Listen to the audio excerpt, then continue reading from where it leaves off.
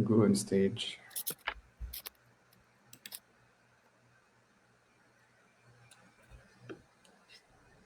Est-ce que tout le monde nous voit? C'est une bonne question. Bonjour.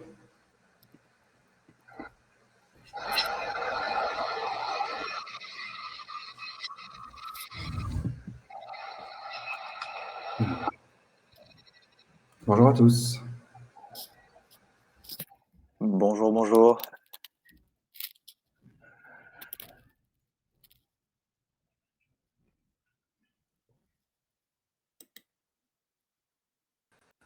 Ah voilà, parfait. Nous sommes tous et trois réunis. Bonjour à tous. Bienvenue sur ce webinaire Le Hibou, deuxième épisode de notre désormais mondialement connue série Comment devenir un freelance star. Et aujourd'hui, on va accueillir Alexandre Hergly. Je vais encore laisser une petite minute à tout le monde de s'installer tranquillement. Il est midi. Prenez un verre d'eau, posez-vous, installez-vous confortablement. Bonjour Christine, bonjour Isabelle, bonjour Jean-Christophe, bonjour de Saint-Maur, ça fait plaisir. Voilà, on va encore attendre une petite minute. Si vous pouvez juste nous dire si dans le chat que vous avez à votre droite, si vous nous entendez bien, si tout le monde nous voit bien, ce serait super. Ok, merci Vincent, merci Cesare, merci Jean-Christophe, génial. Ok, bon, alors du coup, si tout le monde est en place, allez, c'est parti. On m'entend bien également aussi, Samy, et on me voit bien? Parce que moi, je Alors moi, je te vois très bien, tout le monde entend bien, nickel pour le son et l'image. Je vois que ça a l'air d'être bon dans le chat. Ok, super. Moi, je ne me vois pas, c'est pour ça. Ah. Ouais, c'est pareil pour moi. Mais bon, c'est pas un souci. Alors. Et je vois pas Alexandre non plus. Je vois pas Alex. Ok, vous voyez que moi? Ouais, là, je vois que toi, moi, actuellement. Alors, je ne sais pas, je fais ça et ensuite je fais ça. Est-ce que c'est bon? On va voir ça tout de suite. Non, ça ne change pas. Par contre, tout le monde vous voit. Hein. Ah d'accord, bah, si tout le monde voit, moi c'est le principal. Bon. C'est le principal. Parfait. Mais moi, en tout cas, je ne me vois pas et Alexandre, j'ai pas la chance de te voir non plus. Hein. Ouais. Et vous êtes tous les deux très beaux. Moi, je suis pas mécontent de pas te voir, Antoine, parce qu'on se voit quand même très très souvent. Hein, Moi, j'aimerais bien te voir quand même, Alexandre. Oui, bah moi aussi, mais bon. Je rigole, je plaisante. Bon, bonjour, bah, à tous, bonjour à tous au passage. Ouais, bonjour à tous. Ravi de voir que nous sommes nombreux comme ça fait plaisir. Ouais, vous êtes déjà une cinquantaine en ligne, donc ça c'est super. Et au fur et à mesure, je sais qu'il y a toujours beaucoup de gens qui nous rejoignent au fur et à mesure. Allez, c'est parti, on y va, on va y aller donc sur ce webinaire. Donc, le webinaire d'aujourd'hui, on a la chance d'être avec Alexandre Hergly, qui est l'un de nos freelances inscrits sur le Hibou, qui travaille avec nous sur des missions de PMO, donc Project Management et de Management de Transition. On aura donc l'occasion de revenir un petit peu sur son parcours aujourd'hui. L'idée d'aujourd'hui, c'est vraiment de parler de l'histoire d'Alexandre, de ses débuts, de la façon dont il gère aujourd'hui son activité, mais aussi ce qu'il a appris pour vraiment devenir le freelance de grand talent qu'on a la chance de connaître, mais aussi de faire le point sur son activité en 2021, les conseils qu'il peut vous donner, les petits hacks qui sont toujours bons à connaître pour vraiment progresser dans votre carrière. Donc, merci beaucoup, Alexandre, et bienvenue dans ce webinaire. Merci de nous accorder ton temps. Et je suis aussi accompagné de Antoine Barbier, qui est l'un des piliers de notre équipe commerciale chez Le Hibou, qui est en relation continue avec Alexandre et qui interviendra avec moi sur ce webinaire. Donc, on va commencer directement, on va rentrer dans le vif du sujet. Je vais commencer dans un premier temps par peut-être laisser Antoine vous parler un petit peu de Le Hibou. Je sais qu'aujourd'hui, on est tous réunis sur ce webinaire, pas forcément venant de Le Hibou directement. Certains d'entre vous nous ont trouvés par Facebook. Alors, si vous ne connaissez pas Le Hibou, Antoine va vous en parler en quelques secondes. Ouais. Bien sûr. Merci Samy pour ces présentations. Eh bien, bonjour à tous. Le hibou, très simplement, en 2 mots, comme dit Samy. Le hibou.com, on est une marketplace, une plateforme qui fédère aujourd'hui une communauté de freelance spécialisés dans l'informatique. Aujourd'hui, le hibou compte à peu près, je regardais, 47 000 freelances inscrits. Donc, c'est une énorme communauté. Et donc, au-delà de fédérer et d'animer cette communauté de freelance, on est capable d'être l'intermédiaire entre nos clients qui recherchent des compétences rares, des freelances, et nos freelances qui recherchent des missions. Donc, on joue vraiment ce rôle d'intermédiaire entre nos clients et nos freelances. Voilà. Eh bien, parfait. Je pense qu'on ne peut pas mieux résumer les choses que ça. En 2 mots, tu m'as dit, Samy, en 2 mots. Mais oui, mais je sais que tu as une capacité de synthèse qui est absolument admirable. Donc, c'est parfait. Maintenant que le tableau est posé, ce que je vous propose, c'est que nous rentrions directement dans le vif du sujet. Alexandre, du coup, on va commencer notre discussion sur ce petit webinaire. Alors, dans un premier temps, première question, c'est parler un petit peu de ton histoire, de ton parcours. Alors, le parcours, évidemment, c'est un bien grand mot. Est-ce que tu peux déjà nous parler un peu de ce que tu as fait avant le freelancing et à commencer par tous les débuts, donc ta formation, tes études, pour qu'on cadre bien qui tu es et comment tu en es arrivé là. D'accord. Bon, rebonjour à tous et à tous ceux qui nous ont rejoints. Merci beaucoup à Le Hibou d'être à l'initiative de ce type d'exercices qui sont vraiment assez utiles pour faire comprendre un peu on va dire le monde et ce que c'est que d'être freelance aujourd'hui, parce que vous travaillez quand même beaucoup avec des freelances. Et également parler, échanger sur ce que devient le monde du freelance. Donc, je tiens quand même à rectifier. Oui, le hibou est quand même une super boîte et je ne fais pas de la pub. Je fais pas, je le dis parce que je l'entends régulièrement. Donc, je pense que c'est bon à savoir aussi pour vous. Après, je ne suis pas un freelance star. Je suis un simple freelance, un humble serviteur. Grande modestie. Alors, peut-être c'est quelque chose d'important aussi pour les freelances. À un moment, c'est de pas se prendre ni pour un freelance, ni pour un consultant, ni pour un client, ni pour un fournisseur, mais simplement d'être lui-même. Donc c'est une des qualités phares, je pense, du freelance.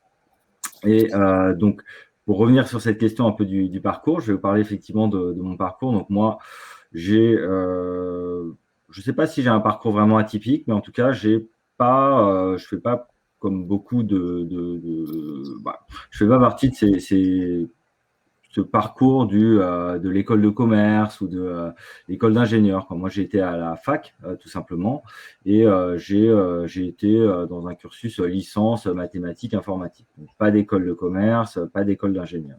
J'ai travaillé pendant un certain nombre d'années plutôt dans le monde de l'éducation, plutôt avec des enfants, avec des éducateurs, avec des professeurs, avec des directeurs, avec des écoles dans l'ensemble. Donc, j'ai eu mon diplôme à 21 ans. J'ai ensuite commencé à travailler pendant, on va dire, 5 ans dans le monde de l'éducation plutôt. Et là, donc, j'ai eu mon diplôme, je crois que c'était en 2002. Et en 2006, j'ai été un peu déçu par les perspectives d'évolution dans le monde de l'éducation. J'ai eu envie de me réorienter en valorisant le diplôme que j'avais eu 5 ans avant dans l'informatique et les mathématiques. Donc, j'ai tout simplement été à un salon très spontanément, et la spontanéité, comme quoi parfois ça a quand même du bon. J'ai été à un salon qui s'appelait à l'époque les Jeudis de l'informatique, et là, il y avait plein de boîtes de SS2I, il y avait aussi du KPMG, du Mazars, il y avait énormément de boîtes qui cherchaient à recruter. Et là, j'ai eu un recruteur qui m'a dit, écoute, nous, habituellement, on prend vraiment que des écoles d'ingénieurs, mais on a tellement de demandes que, écoute, on va essayer avec toi. Ça, c'était en 2006, c'est ça? Ouais, exactement. Ça, c'était donc il y a une quinzaine d'années. Le marché n'avait pas évolué comme il n'était pas du tout ce qu'il est devenu depuis. C'était encore beaucoup les salons avec voilà, les jeunes qui Très venaient classique, super avec leurs classique. dossiers, tout vraiment à l'ancienne, héritage là, des années 90. On avait déjà de l'Internet, mais c'était un fonctionnement un peu différent. Et donc, un peu spontanément, ils m'ont quand même permis de rentrer comme ça dans le monde du conseil. Donc, ça s'est fait pas par la voie habituelle, comme quoi, enfin, la leçon que j'en ai retenue, c'est vraiment que faut pas chercher, il y a pas de façon de faire tout écrite. Euh, les barrières, en réalité, souvent n'existent pas réellement. C'est nous-mêmes qui nous les mettons et si on croit en soi, si on a confiance en soi, souvent en fait on peut aller beaucoup plus loin que ce que on va dire le mainstream ou que ce que la norme veut nous laisser croire. Et c'est très vrai, d'autant plus pour les freelances. Donc là, j'ai commencé dans le monde du conseil pendant à peu près une année. J'ai bossé en fait en tant que dans la maîtrise d'œuvre sur des choses assez techniques. Euh, bah, j'ai renouvelé ma période d'essai de 3 mois. Du coup, j'ai fait 6 mois et au terme de la deuxième période d'essai, j'ai dit bah écoutez, moi, le contrat de salarié, bah, je vais pas le prendre. Et là, j'ai eu 6 mois d'expérience. Je suis très très jeune, mais voilà, je vais essayer autrement. Et donc au final, là, j'avais fait connaissance avec quelques on va dire managers qui étaient sur place. Et il y en a un qui m'a dit, bah, écoute, là, moi, je connais ton expérience. Il me connaissait depuis 6 mois à peine. Il m'a dit, mais écoute, moi, j'ai un besoin là chez un autre client. Si ça t'intéresse, écoute, tu peux être onboardé sur la mission. Et j'ai dit oui, mais je souhaite pas être salarié. C'est pas mon truc d'être dans une SS2I et d'évoluer en interne. Voilà. Je souhaite rester libre. Il m'a dit, mais écoute, pas de souci, tu te prends une activité il m'a mis en contact du coup avec une boîte de portage et pendant un an, du coup, alors ça s'est fait en un claquement de doigts. J'ai eu mon contrat de salarié, on a négocié le tarif et j'ai pu commencer ma première mission en presque freelance. Où là, pour le coup, c'était un environnement où j'avais 6 mois d'expérience et Ouais. où ça s'est quand même plutôt bien passé. C'est plutôt bien passé et ça Donc s'est tellement bien la leçon un peu de tout ça, c'est qu'en fait, le portage, on peut commencer à tout âge. Et Ouais, ouais, on peut vraiment ouais, commencer tôt parce que je vois que ouais. bon, tu avais quelque chose comme 25, 26 ans, quoi. Ouais, ouais, j'avais 25, 26 ans, mais surtout ça aurait pu se passer. Alors, c'est vrai que j'avais déjà une maturité qu'on n'a pas forcément à 20 ou 21 ans, et encore que, ça dépend des gens, mais j'avais que 6 mois d'expérience. J'avais que 6 mois d'expérience, mais quand on a 6 mois d'expérience, en l'occurrence, c'était sur SAP en ABAP. Ouais. Sincèrement, il y a toujours de la demande. Il y a de la demande. Vous regardez sur les missions que vous proposez. J'imagine que vous cherchez régulièrement des profils sur SAP. Quand on a 6 mois d'expérience et que un client cherche un profil un peu junior pour pas trop cher parce que ça correspond à son besoin, Ouais. et ben, il est tout à fait possible de commencer en quasi freelance, en portage salarial.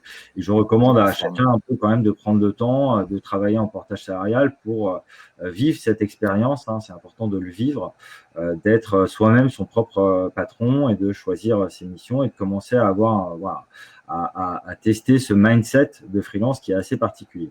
Donc, bon, là, j'ai pu, comme ça, prendre, après une première expérience initiale, j'ai pu un peu comprendre quand même comment fonctionnaient les SS2I à l'époque, hein, avec toujours des belles promesses qui nous disent oui, tu verras, tu vas évoluer dans notre société et ça va être génial. Et tout le monde qui déchante en général, 80% des gens avec qui je travaillais déchantaient et me disaient oui, oui, oui, je suis quand même pas super content, on m'avait dit que, et finalement, c'est pas comme ça que ça se passe. Donc, bon, moi, les SS2I, dès le départ, j'ai dit non, enfin, SS2I. Le modèle salarié qui évolue progressivement avec des évaluations annuelles, etc., c'était pas du tout mon truc. Donc rapidement, j'ai décidé de faire une année de portage salarial. J'ai continué pendant cette année-là à prendre quand même de l'expérience. Hein. Et, euh, et on m'a d'ailleurs, c'était assez intéressant parce que au-delà de faire simplement mon boulot, à un moment, j'avais cette liberté aussi, cette liberté dans la parole, cette liberté dans la façon de m'exprimer. Et il y avait un responsable d'équipe, un manager dans cette SS2I qui avait, lui, pour rôle d'optimiser ses coûts. Et je lui ai dit, écoute, à un moment, tu vois cette manager que tu as mise là dans l'équipe, qui était une interne de cette SS2I, parce que je travaille quand même toujours avec des SS2I, c'est comme ça que ça fonctionne et toujours aujourd'hui. Je lui ai dit, écoute, tu sais quoi, finalement, elle nous emmène plus de problèmes que de solutions. Elle passait je dis ça avec tout le respect que j'ai pour quand même les consultants en général, mais honnêtement, elle passait de 11h30 à 14h30 au 4 temps à la Défense à faire ses courses. Elle revenait pour nous dire, voilà, elle fait ci, fait ça, ou ça va pas assez vite. Ouais, donc une liberté de ton que tu as pu avoir parce que tu te sentais plus légitime étant donné que tu n'étais pas dans la structure, quoi, c'est ça. Exactement. Et je lui ai dit, mais écoute, tu sais quoi, si tu la sors, au final, tu t'économiseras une ressource et ça fonctionnera tout aussi bien, voire un peu mieux. Et il m'a dit, bah, tu sais quoi, Alexandre, t'es pas interne de notre boîte, mais non seulement je vais la sortir, mais en plus, je vais te mettre au pilotage de cette équipe. Et ça va être ta responsabilité de t'assurer qu'on est dans les clous des SLA, des KPI et compagnie. Ouais, et là, super.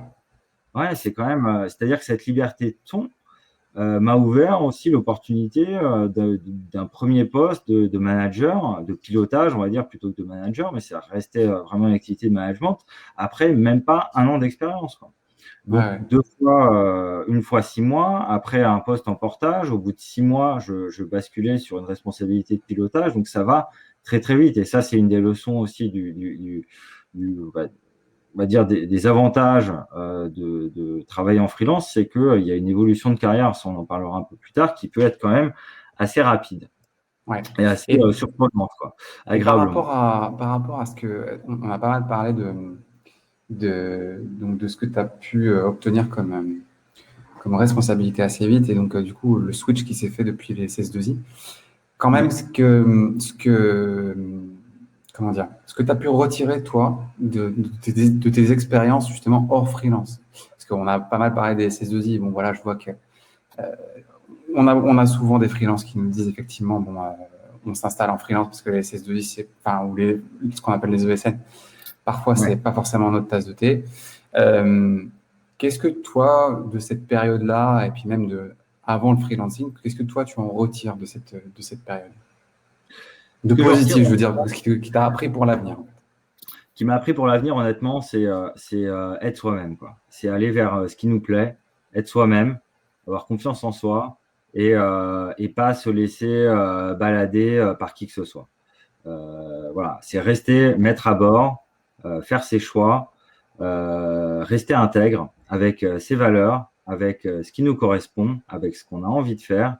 Et ça, j'en parlerai éventuellement un petit peu par la suite si on a le temps, hein, mais aussi avoir conscience évidemment de ses faiblesses, de ses limites, de se challenger évidemment, aller vers une amélioration, vers des choses qu'on ne sait pas faire et apprendre à les faire et apprendre en marchant, hein, parce que c'est souvent comme ça que fonctionnent les freelances, mais déjà rester intègre et pas se laisser emporter dans des moules ou des modèles qui nous correspondent pas, quoi. Ouais, ça, réellement, c'est la grande leçon du moment. Bon. Ouais, bien sûr. Qui reste valable encore aujourd'hui, hein. C'est-à-dire, voilà, faut être soi-même et c'est pas une vue de l'esprit.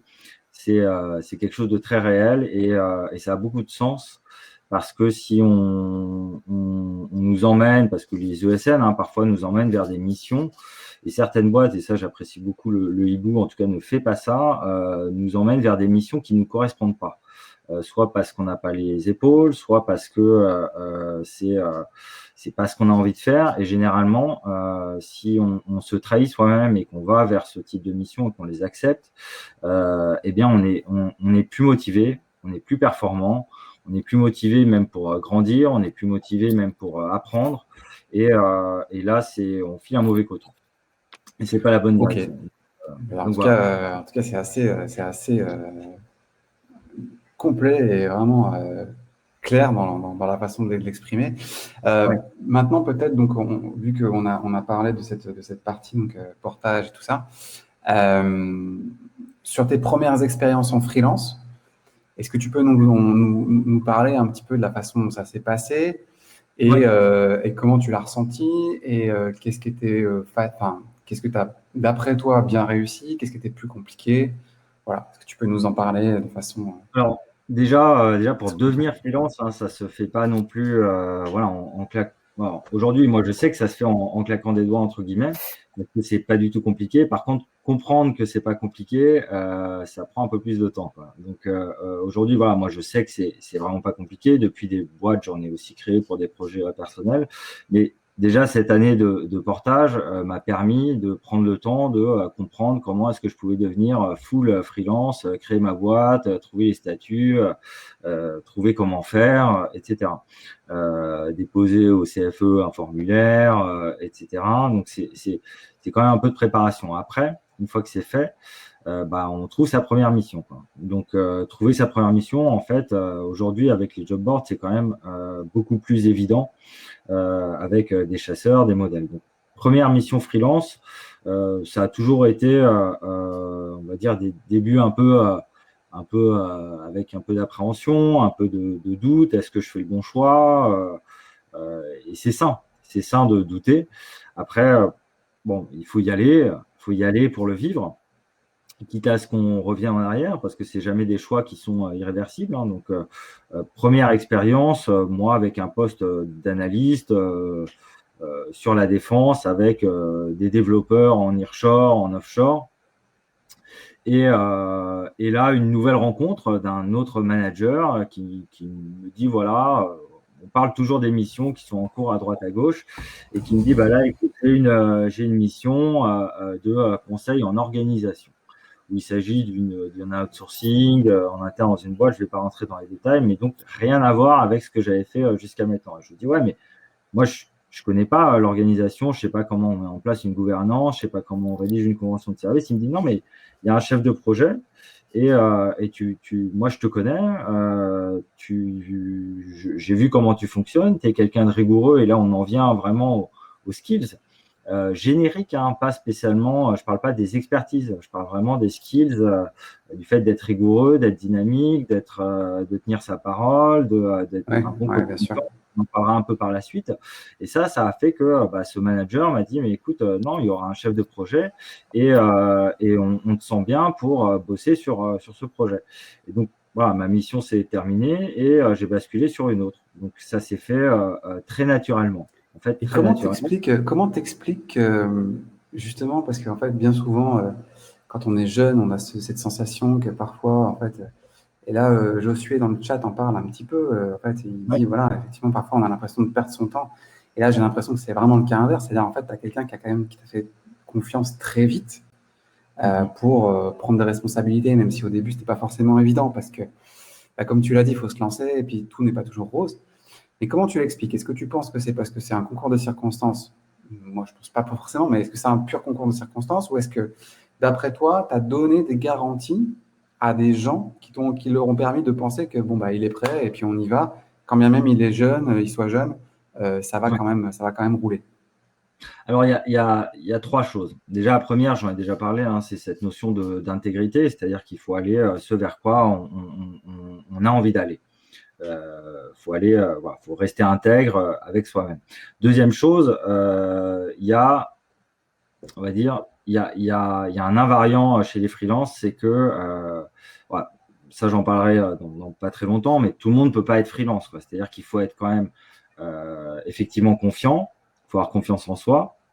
Il ne faut pas avoir peur, il faut quand même avoir conscience de ses limites, ça je l'ai déjà dit, mais il faut vraiment être quelqu'un de rigoureux, quelqu'un d'autonome rapidement, quelqu'un de dynamique, il faut être un bon communicant, et tout ça fait que, étant un bon communicant, il faut aller vers les autres, il faut aller spontanément vers des inconnus, il faut parler, et ça, c'est pas quelque chose que je me dis que je dois faire, c'est quelque chose qui fait partie de ma personnalité. C'est pour ça que tout le monde ne peut pas être freelance, quoi. C'est-à-dire qu'il faut, il ne s'agit pas d'être un super communicant ou je ne sais pas quoi, c'est juste c'est spontané, voilà, c'est être humain en fait. Il faut être humain et parler avec des gens, autant des managers qu'avec des consultants. Il n'y a pas de sous-poste et c'est en parlant et en étant rigoureux, en étant soi-même, surtout en étant rigoureux et en faisant bien le job, en ayant les skills vraiment du freelance, les missions, elles arrivent naturellement, quoi, réellement. À ce point-là. Ok. Troisième chose, c'est la chance, quoi. Alors, cette question, ce mystère de la chance. Moi, j'ai 4 choses pour décrire la chance, hein. Déjà, première chose, la chance, il faut y croire. C'est-à-dire, il faut y croire, la chance, ça existe. Il faut croire que ça existe. La deuxième chose, c'est qu'il faut la provoquer, la chance. La chance, c'est pas quelque chose qui nous tombe dessus du ciel, quoi. Faut la provoquer. Quand elle passe sous son nez, la chance, eh ben, il faut la saisir, quoi. Faut la saisir. C'est pas tout d'être allé la provoquer et qu'elle arrive. Il faut la prendre, il faut transformer, quoi. Faut aller jusqu'au bout, quoi. Il faut se donner les moyens, il faut y Ouais, bien croire. sûr. Il faut croire dans cette chance. Et une fois qu'on l'a saisie, qu'on l'a eu, quatrième point, il faut en sortir le meilleur, quoi. Il faut en sortir Ouais. le meilleur. C'est pas tout d'avoir saisi cette chance et d'avoir eu cette mission. Il faut la valoriser. Il faut qu'elle devienne une vraie ligne sur le CV qui va avoir de la valeur. Il faut que ça devienne une expérience enrichissante. Il faut que ça devienne une expérience épanouissante. Et ça, c'est aussi, ça fait aussi partie du mindset vraiment du freelance, quoi. Donc, Ouais, je sais pas si je ça comprends. répond bien à ta question, Ouais, mais ouais, je ça, comprends très bien. C'est ça vient vrai pas que du. dans le dernier webinaire, donc on était avec Damien Albagnac, qui était un freelance, lui qui était sur un autre domaine. Et Ouais. ce qui est intéressant dans ce que tu dis, c'est que ça recoupe ce qu'il disait. C'est-à-dire que lui, il disait, voilà, moi, on est ce qu'on est, et en fait, faut pas chercher à être une autre personne. On a un caractère tel qu'il est, et voilà, en fait, au final, on peut ne pas plaire à tout le monde, mais c'est pas grave. On va plaire à une certaine catégorie de personnes qui vont nous apprécier pour ce qu'on est. Mais après, il faut aussi se prendre par la main et pas non plus rester dans une démarche où on est passif et attendre que ça arrive tout cuit dans le bec. Mais qu'en plus, voilà, surtout lorsque ça arrive, là, il faut y aller parce que en fait, il y a bien des gens qui en fait sont dans une posture dans laquelle ils se disent ouais, quand est-ce que ça va arriver? Puis quand ça arrive, ils disent ah, je sais pas trop, est-ce que je suis prêt, est-ce que ça va le faire, et tout ça. Et puis, malheureusement, ils ne prennent pas le risque. Et bon, ça, c'est assez minoritaire parce que je trouve que les freelances ont quand même vachement cette mentalité de se dire, bon, bah, allez, on y va, on déroule. Mais en tout cas, c'est hyper intéressant parce que ça recoupe vraiment le point de vue qu'on avait eu dans le premier webinaire. Pardon. J'ai une question pour un petit peu aller un peu plus loin, élargir un peu la discussion. D'après toi, à partir de quand tu t'es vraiment senti légitime en tant que freelance? Est-ce qu'il y a eu un moment charnière ou est-ce que ça a été un ensemble de choses? Alors, sincèrement, déjà avec très très peu d'expérience, je me suis senti, voilà, j'ai compris que le marché du freelance déjà était en train d'évoluer, quoi. Il y avait un modèle à l'époque, hein, c'était un peu le modèle des années 80-90, où tout le monde me disait à l'époque, non mais pour être freelance, faut beaucoup d'expérience, beaucoup d'expertise, faut être un cador, etc. Et puis le modèle à l'époque disait aussi non seulement faut être un gros expert dans ci ou dans ça, et en plus faut avoir beaucoup de réseaux. On disait ouais, faut avoir Du coup, de réseaux. ça contribue vachement à ce que disait Nicolas dans le chat. Ça cultive le syndrome de l'imposteur comme jamais. Vraiment, C'est ça, c'est ça. Sauf que c'est faux. Sauf que c'était faux, c'était faux et c'est encore plus faux aujourd'hui. Pourquoi? Parce que finalement, moi, je me suis rendu compte qu'avec mes 6 mois, parce que je suis pas parti comme ça en mode freelance non plus n'importe comment. J'ai été regarder, est-ce qu'il y a de la demande? Est-ce qu'il y a de la demande pour mon expertise? J'avais, quand j'ai commencé vraiment, que 6 mois d'expérience sur de la BAP, sur SAP. Et j'ai été regarder et oui, il y avait de la demande. Donc, je me suis dit, OK, bah, il y a de la demande. Donc, il y a forcément des gens qui vont être intéressés à un moment par mon profil. Même si je suis très jeune et que je n'ai pas 15 ans d'expérience et d'expertise majeure sur telle ou telle technologie ou secteur d'activité. Et oui, j'ai pas de réseau, j'ai pas un réseau colossal de gens que je connais et qui ont des choses à proposer, des missions à proposer, ou alors qui qui ont, on va dire, des accès sur des clients, etc. Donc, mais il y a de la demande. Il y a de la demande et il y a des offres. Il y a des offres qui existent et il y a des plateformes. Là, dès le départ, en fait, je me suis senti légitime parce que le marché du freelance évoluait. Et donc, au final, on est passé d'un prérequis, j'ai beaucoup d'expérience ou expertise indispensable à il y a de la demande à laquelle je sais répondre, même avec peu d'expérience. Et on est aussi passé d'un prérequis, j'ai beaucoup de réseaux, à il y a des job boards qui proposent beaucoup d'offres. Et ça suffit. Ouais. Mon manque d'expérience et de réseau a été complètement compensé par un marché qui était dynamique et qui est toujours dynamique aujourd'hui. On en parlera. Bon, c'est vrai qu'il y a le Covid et compagnie, mais bon, et aussi un accès à une offre qui se digitalisait et qui aujourd'hui est ultra digitalisée. Donc, on est légitime quand on a de l'expérience et que ça répond à de la demande sur le marché, que ça va dans le sens de l'histoire. Très clair, très clair. Ouais, effectivement. Donc, ce qu'on peut retenir, effectivement, c'est qu'il ne faut pas hésiter à se lancer, même si on n'est pas complètement sûr. Se prendre par la main, provoquer la chance, savoir la saisir et en même temps pouvoir se dire, voilà, les prérequis sont de plus en plus bas parce qu'il y a de plus en plus d'outils comme le e-book, comme d'autres choses qui nous permettent vraiment de nous lancer comme freelance et puis de progresser au fur et à mesure des expériences, de se constituer un réseau et après d'avancer, quoi. Ok, super, super, hyper intéressant, Alexandre. Antoine, si tu veux rebondir ou s'il y a des éléments, s'il y a une question qui te brûle les Moi, lèvres. Ouais, mais bien sûr. Alors, il y a une question que j'ai vue dans le chat que j'ai trouvée intéressante, qui est la question de Tanguy. Alexandre, si tu avais une expérience vraiment marquante, significative, dont tu voudrais nous faire part et dont tu voudrais expliquer un petit peu les conséquences que tu en as retirées, est-ce que tu peux nous expliquer un peu une expérience significative que tu as eue dans tes expériences? Alors, ça dépend sur quelle perspective. Hein. Des expériences significatives, en fait, j'ai envie de dire que chaque expérience a été très enrichissante, hein, qu'elle dure 3 ans ou qu'elle dure 3 mois. Si tu devais en donner une, vraiment significative. Alors, Et ce que tu portes. je peux en donner une significative, c'est la première qu'on a eue ensemble. Ça me fait plaisir, Alexandre. Ouais, parce que déjà parce que c'était une belle rencontre, mais au-delà de ça, parlons de la mission en elle-même. Et c'était assez récent, hein. C'était pour une société, on va dire, dans la monétique et la gestion des paiements, notamment bancaires. En gros, j'ai été recruté, pour résumer, pour une mission en tant que chef de projet sur un sujet pour lequel je ne connaissais rien.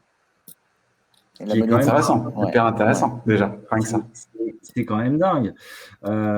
C'est-à-dire que, alors, bon, je vais le dire quand même, hein, c'était pour mettre en place Slack dans un groupe pour à peu près 4000 utilisateurs. Donc, c'est quand même pas négligeable. Hein. Mais qu'est-ce qui a fait que le client a eu la folie de prendre quelqu'un qui connaissait pas Slack et qui avait jamais bossé non plus sur des projets de collab? Ça a été ma personnalité, quoi. C'est-à-dire le fait que j'ai confiance en moi, le fait que je peux me prévaloir quand même d'avoir fait ci, d'avoir fait ça. Je peux expliquer quelle est ma vision. Rapidement, quand même, en entretien, en posant quelques questions, je peux déjà commencer à établir ma vision, ma trajectoire et dire, moi, ce que je peux vous dire, c'est que mon expérience, moi, j'ai déjà été chef de projet de nombreuses fois. J'ai fait ci, j'ai fait ça, j'ai fait ça. Dire les choses, parce qu'il faut dire les choses. Non, je n'ai jamais mis en place de Slack, je n'ai jamais mis en place de projet collab. Par contre, je sais que c'est dans l'air du temps, que c'est une acculturation en cours. On essaye de sortir des mails pour un peu plus passer dans les chats, que ce soit du Skype, du Teams, du Slack. Et voilà ce que je vous propose pour mettre en place cette solution et accompagner ce changement qui est un changement de culture dans l'entreprise. Hyper intéressant, c'est vraiment. Et le fait simplement dans l'échange en direct d'être spontané, d'être force de proposition, d'être moteur et de pas avoir peur et de dire les choses, c'est-à-dire de pas avoir peur de dire écoutez, moi ça je l'ai pas fait, il faut être transparent et donc être conscient de ses limites. La question de Alexandre, Exactement. ça rejoint la question de Exactement. Nicolas qui demande si le client était au courant. Et effectivement, c'est quelque chose que tu avais mis à plat dès le début lors de l'entretien avec le client. Ah ouais, pas de faux Faut être semblants, pas transparent. de mensonges. Ah ouais, j'y tiens énormément parce que les mensonges, c'est. Alors, je dis pas qu'il faut tout dire, je dis pas qu'il faut toujours tout dire, je dis pas, surtout dans la vie privée et personnelle, hein, là, il s'agit pas d'être transparent, c'est sa vie privée, mais professionnellement parlant, faut être carte sur table, quoi. Sinon, enfin, on gagne du temps et c'est généralement très, très apprécié. Et finalement, c'est pas parce que j'ai été transparent qu'on m'a choisi. Par rapport à d'autres, c'est parce que j'avais des compétences, notamment en gestion de projet, et parce que ce que je proposais était quelque chose de constructif. J'ai été constructif, j'ai été moteur, j'ai rapidement pu proposer une trajectoire qui a convaincu la décideuse en l'occurrence. Et là, comme ça, bah, j'ai eu cette mission. J'ai mis en place, j'ai fait ce que j'avais dit que je ferais. On a ajusté en chemin. Et après, on m'a filé un deuxième projet. On m'a filé d'ailleurs le projet qui avait été tenté localement par 3 chefs de projet sur 4 années dans le passé. Ils m'ont dit, écoute, si tu as envie d'essayer, nous, on n'a jamais réussi. Parce que l'équipe qualité à l'époque, enfin, c'est le détail, ne voulait pas que la transformation se fasse et on l'a fait. On l'a fait ensemble avec l'équipe qui était très réticente. Et donc voilà, ça, c'est une expérience quand même qui a été marquante pour moi. Les barrières, c'est soi-même qui nous les mettons dans la réalité. Voilà, faut accepter les murs qu'on nous met, il faut accepter les no-go, il faut accepter quand les choses ne fonctionnent pas. Mais il ne faut pas se mettre de barrière non plus. Il ne faut pas aller Ouais. trop loin, il faut être raisonnable. Mais beaucoup de choses dépendent quand même de nous, beaucoup de choses dépendent quand même de moi. Ouais, c'est intéressant parce qu'en fait, là, ce qu'on voit dans les réactions sur le chat, c'est qu'il y a beaucoup de gens qui disent, qui se posent des questions sur la façon de se comporter vis-à-vis du client. Nous, il y a une chose, et je pense que Antoine, tu seras peut-être pas d'accord avec moi, c'est que je pense qu'il y a beaucoup de freelances qui sous-estiment la dimension feeling du client, quoi. C'est-à-dire Ouais. que, en fait, avant tout, il y a les compétences, mais il y a le feeling. Est-ce que le courant passe? Est-ce qu'il me raconte pas n'importe quoi? Est-ce qu'il a l'air de s'y connaître, même s'il n'est pas expert à 3000%, ben, au moins il sait de quoi il parle et puis au moins il ne me mène pas en bateau. Et puis c'est clair, il a une méthode, il sait à peu près comment faire son truc et ça nous permet de savoir un peu comment ça se passe. Et tu as tout à fait raison de parler de feeling. Et je tiens à vraiment rajouter un point, c'est que le feeling, c'est dans les deux sens, quoi. Tout à fait. Trop de Entièrement d'accord. consultants, trop de freelance Mm. pensent que voilà, on est là à quémander un boulot, une mission, etc. C'est pas comme ça que ça se passe, hein. Et ça, enfin, je le dis un peu avec un peu d'amertume quand même, parce que pas plus tard qu'avant-hier, j'ai refusé une mission. J'ai refusé une mission, pourquoi? Parce que une mission, honnêtement, mais super intéressante. Un truc, c'est là encore, où c'est des gaps forward assez impressionnants. J'ai refusé une mission, pourquoi? Parce que je sentais pas le manager, quoi. Je sentais pas le manager. Le mec, il était odieux, il était outrecuidant, il interrompait, il s'arrêtait sur des détails, mais vraiment que je me disais, mais de quoi est-ce qu'on parle là? On devrait parler d'une mission et commencer à interagir, et il s'arrête sur des lignes d'expérience d'il y a 15 ans où j'ai mis que j'étais coordinateur IT. Il dit non, mais ça c'est chef de projet, etc. Mais en fait, si je rejoins, déjà le mec était assez odieux, déjà d'une. Mais bon, ça le regarde et c'est sa vie. Mais surtout, je me suis dit, mais après, rejoindre ce manager et travailler pour lui, être dans son équipe, en fait, ça va être désagréable et c'est pas ce Ouais, que je souhaite. Et on ne prend pas une mission même valorisante à tout prix. On ouais, reste humain et il faut rester correct, quoi. C'est-à-dire que si même vous avez pas, ou même moi, j'ai pas le feeling avec quelqu'un, eh ben, c'est niette, quoi. Et laisser faire à un moment, laisser dire n'importe quoi, faire n'importe quoi, c'est cautionné, quoi. Et on n'est pas là pour ni encaisser, ni pour quémander. Il faut qu'il y ait un feeling dans les deux sens. Et c'est pour ça qu'il faut jouer carte sur table et faire jouer aussi carte sur table en face. Et c'est pour ça qu'il faut poser des questions. C'est trop souvent, bon bah voilà, tu sais tout. on t'a posé toutes les questions, donc tout va bien. Tu nous as répondu merci. Je dis non, non, non, non, non, non, moi aussi j'ai des questions. J'ai des questions sur ci, j'ai des questions sur ça. Et c'est pas pour chercher des choses qui m'arrangent ou parler de congé ou que sais-je. C'est moi sur la mission, voilà, comment est-ce que vous voyez ici, comment est-ce que vous voyez ça, quels sont les choix que vous avez faits et pourquoi. Et, ça c'est vraiment important pour vous, pour chacun pour savoir où est-ce qu'on met les pieds, mais c'est aussi important pour qu'en face, ils sachent que voilà, vous n'allez pas n'importe où, ils n'ont pas affaire à quelqu'un qui est là et qui a besoin d'une mission, tout simplement, quoi. Ouais, et Ça donne c'est intéressant parce que justement, en plus, si on se replace dans l'autre sens, si on se passe côté client, un freelance qui ne pose pas de questions, c'est quand même mauvais signe. c'est mauvais signe parce qu'en fait, il Ouais. est prêt à tout accepter et on ne sait pas vraiment ce qui va se passer, quoi. Ouais, ouais, exactement. Donc là aussi, ça joue beaucoup. Il faut que le feeling passe vraiment dans les deux sens et faut être curieux. Et là encore, cette notion d'intégrité, elle est vraiment importante. Il faut aller vers ce qui vous plaît et vers ce qui est important pour vous.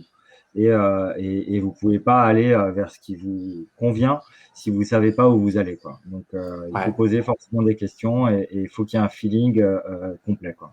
Dans les deux sens. Bah, Super idéal, hein, intéressant en tout cas. Super ouais, ouais, intéressant. Alors peut-être on va passer du coup à je vois que le temps tourne parce ouais, que ouais, vu qu'on c'est t'as beaucoup d'expériences à nous raconter qui ouais. sont hyper intéressantes. Donc on te laisse parler. C'est un vrai récit. Euh, Peut-être maintenant plus si on revient sur le contexte actuel de Ouais. 2021. Comment tu vois toi l'état du marché tel qu'il existe aujourd'hui? Comment tu t'y es adapté? Est-ce que tu peux un petit peu nous livrer un peu la façon dont tu le perçois? Alors, l'état du marché. Bon, je trouve que le marché a finalement toujours été un peu tendu pour une raison ou pour une autre, hein, mais il y a toujours de très nombreuses offres et on trouve toujours des missions. Là, avec le Covid, effectivement, il y a beaucoup de missions qui se sont arrêtées, il y a beaucoup de budgets qui ont été coupés, mais il y a aussi beaucoup de budgets qui ont été lancés. Je sais pas, alors moi j'ai fait beaucoup de missions courtes quand même, de missions de 3 mois l'an passé. Parce qu'il y a une fébrilité, c'est clair. Mais il faut le savoir aussi, en temps de crise, c'est là où beaucoup d'entreprises se mettent à investir sur des nouveaux projets et transformations majeures, quoi. Donc là, c'est le cas. Là, on le voit aujourd'hui clairement. Déjà, ça, c'est d'une sur la partie dynamisme, hein, du marché. Là, c'est vraiment, on sent qu'il y a des entreprises qui lancent des transformations majeures, hein. Là, il y a des gros projets qui se font et c'est pas des petits changements en général. Ensuite, il y a des nouveaux marchés quand même porteurs et des métiers d'avenir, hein, qui apparaissent, notamment autour de la data, de l'IA, l'intelligence artificielle, hein, du marketing aussi, du marketing digital avec les réseaux sociaux, les influenceurs, le SEO, le référencement du coup Internet. Il y a beaucoup de métiers autour du RPA aussi, de l'industrialisation, hein. C'est-à-dire qu'on vit là aujourd'hui la robotisation qui a existé au XVIIIe siècle, là, avec la vapeur, où beaucoup de métiers ont disparu, avec aussi dans les usines aussi beaucoup de métiers qui ont disparu. Là, faut s'attendre à pas mal de transformations aussi avec le RPA, avec l'automatisation. Donc, ça ne veut pas dire que il va y avoir moins de boulot, ça veut dire que il faut s'intéresser vers ce qui est porteur. Il faut aller vers quand même, pour rester toujours dans l'air du temps et se tenir au courant des nouveaux métiers et quand même être curieux et essayer de trouver rapidement une première expérience, quoi. Ou si on est staffé chez un client, il faut essayer d'essayer de se positionner sur des projets, même en tant que contributeur, mais sur des projets qui sont dans l'air du temps, hein, de data, de l'IA, du RPA, aussi de la sécurité beaucoup, quoi. Donc il y a le cloud et l'agilité, hein, qui commencent un peu à dater maintenant. Mais il y a de nombreuses entreprises, hein, qui doivent encore passer certains caps, hein, notamment celui du cloud. Il y a plein de projets de migration et de bascule vers le cloud en cours. Quand je dis bascule vers le cloud, c'est pas forcément migration de serveurs locaux vers des serveurs cloud, hein. Je parle de changement de solution d'on-premise, de solutions même ERP, hein, et pas uniquement SAP, hein, de logiciels vraiment majeurs qui font tourner des groupes entiers en pharma, en bancaire, Ouais, c'est assez vers varié, quoi. des C'est solutions assez important et alternatives. assez varié. Ouais. Ouais, ouais. Donc attention aussi à quand même la libéralisation du marché hein, avec une uberisation hein, qui est un peu en marche. Parce que s'il y a trop de profils hein, sur le marché, ça peut entraîner, ça peut transformer certains métiers de freelance en métiers d'intérimaire. Donc, il faut faire attention quand même aux expertises sur lesquelles on est. Il faut rester vraiment dans l'air du temps et faire attention aussi parce qu'il y a certaines jeunes pousses hein, quand même qui arrivent aussi sur le marché qui cassent le marché. Et il faut vraiment faire attention à pas. Alors pour une première mission, je peux comprendre, mais après, pour la deuxième mission, il faut essayer de rester vraiment dans les tarifs du marché et pas se brader. Je sais que c'est pas toujours facile parce que quand on a besoin de trouver une mission, parfois réduire de 10, 15 euros, 20 euros, ça peut permettre de transformer et quand on a besoin de travailler, ça peut se comprendre. Mais il faut essayer de vraiment pas céder et rester dans les taux du marché, quoi. Ouais. Sinon, ça va casser le marché et on va tous en payer le prix, quand même. Ouais, sur cette partie de l'actualité, Alexandre, du coup, ça va me faire la transition et je vais te poser la question. Et en même temps, je vais poser la question à ceux qui nous ont rejoints. On va faire un petit sondage. Et du coup, Alexandre, tu vas pouvoir nous donner ton avis. Est-ce que vous trouvez que le marché du freelancing est plus dur en 2021? Donc, je vous partage le sondage et je vous laisse répondre. Et c'est sur la fenêtre de droite. Qu'est-ce que tu en penses, toi, Alexandre? Est-ce que tu le trouves plus dur en 2021 qu'avant? Est-ce que c'est quelque chose qui est plus compliqué ou est-ce que tu penses que finalement c'est toujours les mêmes codes et que quand bien même il y a les éléments que tu évoques, il faut être prêt et en fait, au final, ça va rouler pour tout le monde. Alors, plus dur en 2021, alors ça dépend ce qu'on appelle dur, quoi. Je pense que effectivement, il y a une fébrilité quand même du marché. Il y a beaucoup de gens qui se retrouvent entre guillemets sur le carreau. Il y a beaucoup aussi de salariés des ESN qui n'ont plus leur boulot et qui vont en profiter pour tenter l'expérience justement du freelance. Et il y a une libéralisation du marché qui fait qu'il y a beaucoup de demandes. Il y a beaucoup de demandes de missions, certes. Après, il faut savoir que donc, le marché est dur, oui. Le marché est dur en 2021. Est-ce qu'il est plus dur qu'en 2020? Peut-être un petit peu. Est-ce que ça va durer? Je ne pense pas. Pourquoi? Parce que le marché est en pleine libéralisation. C'est-à-dire que il y a beaucoup de freelance, oui, mais le marché se transforme, quoi. C'est-à-dire, il y a de moins en moins d'ESN. Ça va surtout être dur pour les ESN, pour les SS2I, comme on disait anciennement. Le marché est juste en train de se transformer. Donc, il faut que les clients s'adaptent et ils vont s'adapter uniquement grâce à des sociétés comme le Hibou et à d'autres sociétés qui se positionnent vraiment sur le marché de l'intercession, de l'entremise avec les freelances, quoi. Donc, oui, c'est un peu dur, mais on a tellement à y gagner à travailler en freelance qu'honnêtement, ça en vaut largement la difficulté, quoi. Ok, Donc, ok. Bon, écoute, apparemment, les gens qui nous suivent sur ce webinaire sont plutôt d'accord avec toi. On a une majorité, donc 68% qui estiment que le marché est plus dur cette année que les autres années. Donc c'est vrai qu'il y a pas mal d'évolutions et on remarque qu'effectivement il y a beaucoup de choses qui bougent. Il me reste deux questions à te poser. La première étant, est-ce que tu te vois encore freelance dans 5 ans?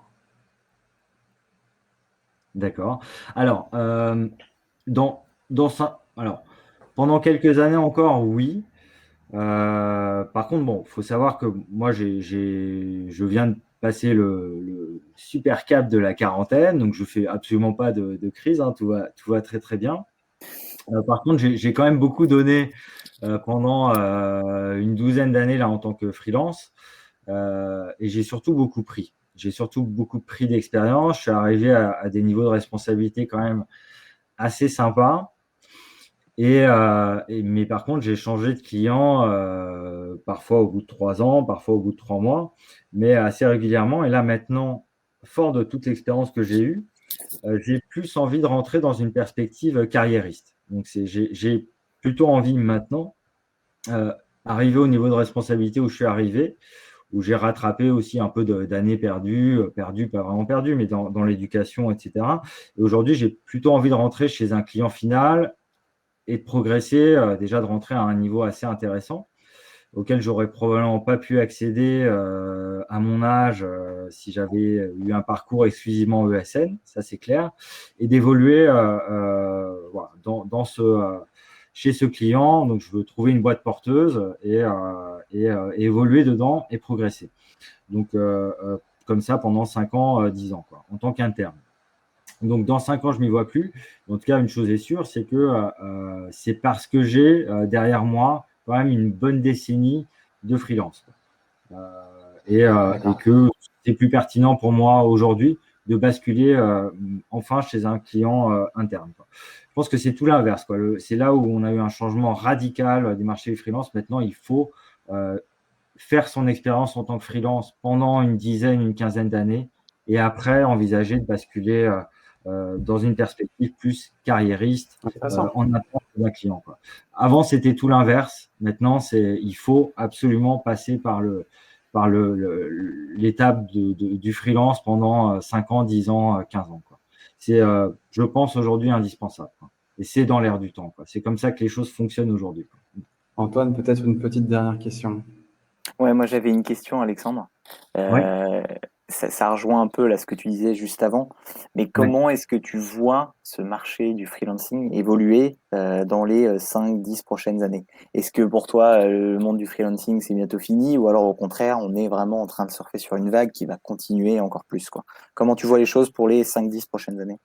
Ouais, non, en fait, on a du retard un peu sur le marché français. Ceux qui sont à l'avant-garde vraiment, hein, alors j'ai pas les métriques vraiment en tête, hein, mais je crois que c'est les anglo-saxons, donc vraiment les Anglais, eux, ont toujours un peu, on va dire, 5 ans d'avance sur nous.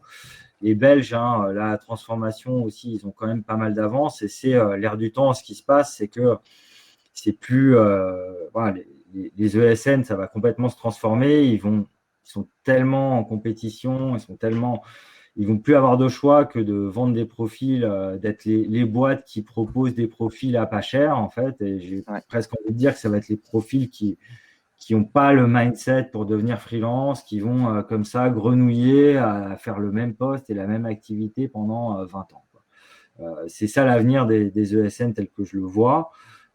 J'exagère évidemment, je force le trait parce que elles ont aussi les moyens d'investir en nouvelles technologies, etc., d'être le fer de lance, le porte-étendard vraiment de nouvelles technos.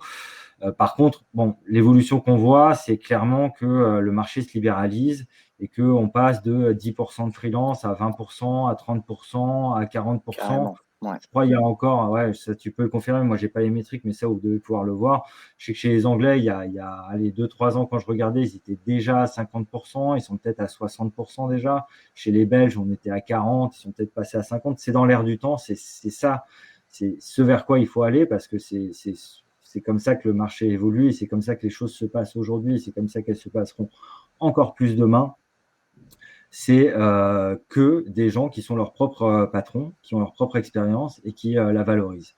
Que ce soit des artisans en auto-entrepreneur ou que ce soit des freelances en EURL, en SASU ou regroupés en SAS ou autre, quoi. Mais non, clairement, le marché du freelance va faire que grandir, grandir, grandir. Et c'est là qu'il faut être. Même s'il est difficile, il est difficile en fait parce qu'il vit une transformation et que les boîtes fournisseurs, autant fournisseurs que clients, se sont pas encore totalement adaptés, quoi. Les boîtes comme le Hibou sont là justement pour accompagner cette transition. Et donc, non, je vois pas du tout le marché de freelance se réduire. Et non, non, et c'est là qu'il faut être, et c'est lui qui va évoluer, quoi. Donc, c'est the place to be, quoi, clairement. Et je l'ai pas évoqué, mais il y a tellement d'avantages à être freelance, hein. Ça, c'est vrai que c'est un point qu'on va pas trop mentionner. Il y a tellement d'avantages à être freelance, hein, que ce soit pour l'évolution de la carrière, sur la capacité à investir, sur tellement, tellement, tellement de raisons. Mais ça, je vous laisse chacun libre, hein, d'aller chercher. Les exemples sont tellement nombreux sur l'optimisation et la liberté aussi de la gestion de son argent, de son temps, de son choix de sa carrière. Il y a tellement de bonnes raisons de basculer sur le freelance. C'est une fausse précarité, quoi. La difficulté est une fausse précarité, quoi. En fait, on est libre et ça n'a pas de prix, quoi. Et on gagne beaucoup plus d'argent aussi, quoi, accessoirement. Bon à C'est quand savoir, même toujours plutôt bon à préciser. ouais. Alexandre, on va finir par des petits bonus. Je vais Ah, te demander si tu peux me citer un hack que tu suggérerais pour réussir comme freelance en 2021. d'accord. Alors, pour réussir en tant que freelance en 2021, alors, donc réussir, bon déjà, ça je l'ai déjà dit, il faut être intègre, etc. dans le choix de ses missions. Mais si on n'a pas de mission, et même si on est en mission, il faut penser à mettre à jour, même si vous ne changez pas votre profil, vous ne changez pas une ligne de votre profil sur les job boards. Si vous voulez être contacté, si vous cherchez des missions, alors même, ou une nouvelle mission, alors même que vous êtes en mission, mettez simplement à jour votre profil, quoi. Parce que c'est bête à dire, mais les chasseurs, quand ils chassent, en fait, quand ils chassent des profils, ceux qui apparaissent en premier, c'est ceux qui ont été mis à jour le plus récemment, quoi. Donc, si vous Entièrement voulez d'accord. Ce que tu dis est très vrai, en haut de la Alexandre. liste, Ouais, ouais. même si vous ne changez rien à votre profil, vous y allez, vous mettez un espace, je ne sais pas où, vous enregistrez et là, vous faites un up à chaque fois, vous revenez en tête de liste et vous apparaissez. Donc, c'est ça, l'optimisation, le SEO du référencement pour Tout à les fait. freelances, c'est comme ça que ça marche, quoi. Donc, 100% ça, c'est d'accord. un petit hack quand même. Donc, c'est pas parce que il y a 3 semaines, vous vous êtes mis en disponibilité immédiate, en fait, que vous allez être contacté, vous allez apparaître en 3e page dans les recherches de profil. Donc, ça, c'est un petit hack. Quand même, un hack en général sur le freelance, c'est euh, investissez par votre société. Si vous êtes freelance, investissez par votre société. Faites, plutôt que de faire descendre de l'argent dans votre rémunération, de payer des taxes de l'URSSAF, etc., faites acheter par votre société un studio. Faites acheter par votre société un studio qui sera votre bureau. Faites acheter par votre société un appartement qui sera votre bureau. Euh, Plutôt que de payer de l'URSSAF, des impôts en chemin, c'est complètement légal, c'est complètement normal. Et de toute manière, si vous êtes en SASU ou en URL, la société vous appartient et vous pourrez tôt ou tard, de toute façon, modifier l'objet social pour en faire une SCI. Donc, investissez par votre société plutôt que de vous verser une grosse rémunération, quoi. Voilà, c'est quand même un hack majeur, quoi. Hyper intéressant en tout cas, et c'est vrai que, comme tu le dis, c'est complètement légal et c'est même conseillé pour que justement ça soit un outil pour se développer. Alors, Ouais. dernier petit bonus, est-ce qu'il y a un livre qui t'a aidé dans ta carrière professionnelle? Alors, moi, je suis pas grand lecteur de bouquins vraiment pro, mais il y a un bouquin que j'aime bien citer, c'est celui de Eleanor Roosevelt, donc la défunte compagne du président américain Roosevelt, hein, donc c'est un livre d'Eleanor Roosevelt qui s'appelle You Learn by Living. Vous apprenez en vivant. Et je suis assez en phase avec ce que je vous ai dit aussi, est assez en phase avec ce qu'elle raconte, hein, c'est-à-dire à un moment, il faut être vivant, quoi. Être vivant, c'est quoi? C'est être soi-même et c'est faire ce qui nous plaît, quoi. Et, et c'est aussi l'idée d'apprendre en marchant, quoi. Faut pas idéaliser. Quand on va vers quelque chose, faut pas idéaliser les conditions pour faire quelque chose. Il faut être vivant. Il faut avoir confiance en soi, il faut avoir confiance en la vie. Et ça, c'est un livre qui l'explique extrêmement bien, quoi. Après, il y en a un autre qui s'appelle La petite voix d'Eileen Cady, que je trouve aussi assez intéressant pour ceux qui manquent un peu de confiance en eux, parce que ça booste vraiment la confiance. Alors, c'est un livre un peu plus développement personnel et compagnie, mais c'est très utile pour ceux qui se mettent souvent des barrières ou qui manquent de confiance. En réalité, si on veut quelque chose, on peut réellement souvent l'avoir, quoi. Et si on l'a pas, faut vraiment comprendre qu'à toute chose, malheur est bon, quoi. Donc, faut accueillir les réussites comme les échecs avec joie et toujours rester vivant, avoir confiance et aller de l'avant et être moteur. Voilà. C'est beau ce que tu dis, Alexandre, en plus de Ouais, ça. C'est ouais, magnifique. Magnifique. je crois vraiment, C'est hein. Ouais, je magnifique. crois vraiment. Ouais. Et ce sera du coup le mot de la fin cet échange. Bon, déjà, merci beaucoup, Alexandre. Donc, on va passer à une petite session de questions-réponses, vu qu'il nous reste quelques minutes. Donc, il y a pas mal de questions qui nous sont arrivées. Alors, on va commencer peut-être par celle qui est arrivée plusieurs fois. C'est comment toi, tu as fait, depuis tes débuts, tu as fait évoluer ton TJM? Est-ce que c'était tous les trimestres, tous les semestres, par objectif? Ça, c'est une question de Ahmed, mais elle a été aussi posée par, alors là, j'ai que le nom qui est Ramel, mais voilà, il y a plusieurs personnes qui se posent la question. Alors, déjà, les TJM, bon, il faut savoir comment est-ce que le TGM, c'est ce qui nous revient à la fin, quoi, ce qui revient à notre société quand on facture. Il faut savoir qu'il y a différentes boîtes qui déjà prennent des marges largement excessives. Donc, si vous voulez augmenter votre TGM, déjà, bossez avec les bonnes boîtes, quoi. Bossez avec le hibou, qui sont raisonnables. Hein, ils touchent, non, mais je le dis clairement, bossez avec, je ne veux pas citer d'autres boîtes, mais voilà, il y a beaucoup de boîtes qui se prétendent, qui sont sur la même dynamique que le hibou, mais qui sont des vrais escrocs parce qu'ils prennent des marges juste colossales. Donc déjà, si vous voulez augmenter votre TGM, c'est pas qu'une histoire d'expertise, d'expérience, de client ou autre. C'est Il faut avoir déjà, une relation saine avec son partenaire, avec son intermédiaire. voilà, Il faut avoir une relation saine et transparente, ça c'est sûr. ouais, exactement. Il ne faut pas challenger pour challenger, hein. C'est-à-dire qu'à un moment, moi, je ne suis pas choqué d'avoir des 20%, 25% de marge pour une boîte qui met en relation, quoi. C'est quand même du boulot, il faut le reconnaître. Mais il y en a, elles abusent clairement, quoi. Donc voilà. Là où il faut aussi travailler, c'est connaître son taux, quoi. Connaître son taux, il faut le connaître. C'est-à-dire, et ça, le hibou peut tout à fait aider aussi, et ils sont raisonnables. À un moment, à chaque type de mission, à chaque profil, plus une compétence est rare, plus le TJ va monter. Donc, si vous voulez augmenter votre TJ, il faut être dans l'air du temps, il faut vous former sur la big data, le data scientist, il faut vous former sur l'IA, il faut vous former sur la sécurité. Si vous êtes dans l'air du temps, si vous êtes dans ce qui est recherché aujourd'hui, donc ce qui est forcément rare parce qu'il y a plus de recherche que d'offres, ben vous allez augmenter mécaniquement votre TJ. Ça, c'est un fait aussi.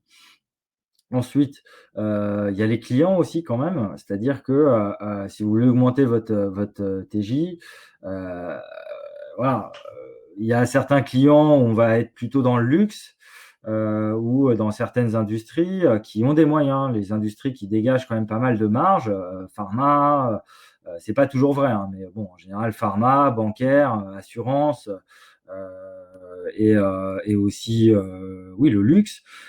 Elles ont quand même pas mal de marge. Donc, chercher, cibler ça en tant que secteur d'activité, en tant qu'expertise de secteur d'activité, c'est quand même généralement assez intéressant. Après, c'est pas une science exacte, hein, augmenter son TJ. Par contre, une chose est sûre, c'est que si vous avez le sentiment que votre TJ est trop bas, c'est que vous êtes déjà allé vérifier sur le marché quand même. Au moins, j'espère que il y a d'autres personnes qui, à compétences égales, ont un TJ supérieur.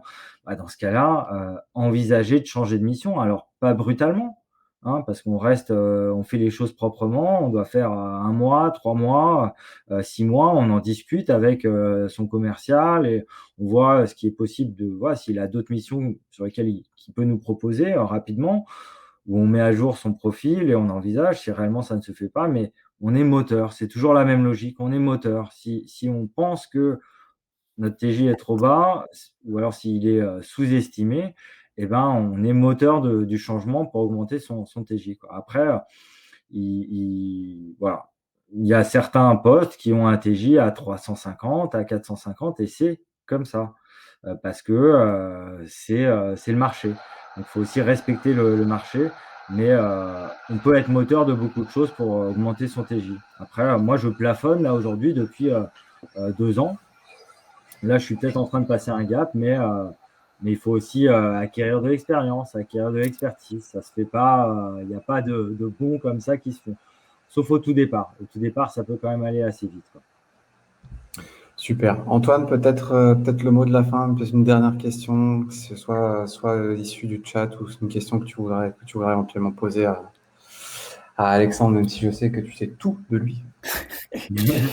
Non, mais c'est vrai que c'était super clair et vraiment, tu as donné beaucoup d'éléments, Alexandre, donc merci beaucoup. Moi, ce que j'ai retenu principalement, c'est ces aspects d'être transparent avec le client, d'expliquer les choses clairement. Si tu devais donner, je dirais, pour être super synthétique, 2, 3, 4 maximum aspects qui sont pour toi essentiels pour être un freelance, mais un freelance qui est épanoui dans sa carrière pro. Qu'est-ce que tu pourrais donner comme 3-4 conseils de manière synthétique? D'accord. Alors, comme conseil pour être très synthétique, pour être un bon freelance, déjà, il faut un mindset. Il faut comprendre que ce n'est pas absolument pour tout le monde, quoi. Il faut déjà avoir confiance en soi. Il ne faut pas avoir peur, quoi. Voilà. Donc déjà, il faut avoir aussi bien conscience de ses forces et de ses faiblesses. Et se challenger, oui, mais sans se surestimer. C'est primordial. Si vous voulez performer en tant que freelance, il ne faut pas vous brader. J'entends comment est-ce qu'on peut augmenter son TJ, mais ne vous bradez pas, n'ayez pas peur de dire non à une mission assez tôt, déjà en discutant avec le commercial dès le départ. Non, moi je veux tel TJ. Si vous êtes déterminé, vous trouverez une mission. Ça prendra peut-être un peu plus de temps, mais vous trouverez. Alors par contre, sinon, si vous ne l'avez pas, c'est que vous vous surestimez aussi, quoi. Donc ne pas se surestimer, quoi. Et ne pas se brader, c'est dans l'intérêt du marché et de tous les acteurs du marché. Et ensuite, clairement, il faut être plutôt dynamique vraiment. Il faut être autonome, rapidement, promoteur, il faut être moteur, il faut être acteur, il faut être très proactif, très réactif, très professionnel, rigoureux. Il faut être aussi un très bon communicant. Il faut être communicant, quoi. Il faut parler, quoi. Il faut aller vers l'autre, quoi. Tant sur l'aspect professionnel, opérationnel, mais aussi dans l'intelligence émotionnelle, quoi. C'est-à-dire qu'il faut être humain et il faut être transparent au possible. Il faut avoir un mindset aussi peut-être d'entrepreneur un petit peu ou de coach, par exemple. Ce n'est pas indispensable, mais je pense que l'esprit plan-plan n'est pas adapté. Voilà. Et puis, il faut s'auto-former, quoi. Il faut être curieux. Il faut être curieux se tenir à jour. Ce qui se passe. Il faut se tenir au courant de qu'est-ce qui est porteur et s'y intéresser. Il faut être curieux du monde dans lequel on vit aujourd'hui, de l'évolution dans l'actualité, de ce qui se passe. Il faut bien mesurer les risques aussi. Il faut sur les expertises qui sont peu porteuses, sur les temps d'intercontrat aussi, sur les crédits qu'on peut avoir, il faut bien anticiper parfois l'imprévisible, quoi. Donc ça veut dire il faut aussi faire des réserves pour pas justement arriver à des situations où on doit se brader, où on va vers ce qui ne nous plaît pas. Il faut être prudent. Donc il faut faire des réserves. Et puis il ne faut pas oublier aussi, il ne faut pas se décourager sur certaines missions, il ne faut pas oublier que faire, défaire et refaire parfois ce qu'on a fait à la base, c'est aussi travailler, quoi. Voilà. C'est ça, sur cette note de résilience. Et nous allons du coup conclure ce webinaire. Merci beaucoup, Alexandre. Merci beaucoup, Alexandre. C'était top. Vraiment, super, merci. Énormément de super infos pour tout le monde. Un grand merci à notre cher Antoine qui a été au rendez-vous. Et aussi à vous tous. Merci beaucoup, Samy. Vous étiez un grand plaisir. Merci beaucoup à tous. J'ai vu que le chat était ultra actif. Il y a des gens qui engagent des conversations en ping-pong. Donc ça, c'est vraiment le top du top. En tout cas, merci à vous pour vos interventions, vos questions. Et j'espère qu'on a répondu à un maximum de vos questions. Nouveauté chez le Hibou, le replay de ce webinaire sera disponible sur notre chaîne YouTube. Vous recevrez un petit mail avec le lien très rapidement. Vous pourrez vous abonner à la chaîne pour recevoir les futurs replays et aussi pour être alerté des prochains webinaires, de façon à ce que vous les receviez en avant-première. Voilà. Restez bien à l'écoute de nos prochains webinaires. Restez à l'écoute sur nos réseaux sociaux. Merci encore à tous et à très vite. Très bonne journée. Merci encore, Alexandre. Bonne journée et à bientôt. Merci, Alexandre. Et merci à tout le monde de nous avoir suivis. À bientôt. Et merci à le Hibou aussi. Ouais. Bonne journée. Merci. Merci, bonne journée. Au revoir. Ciao.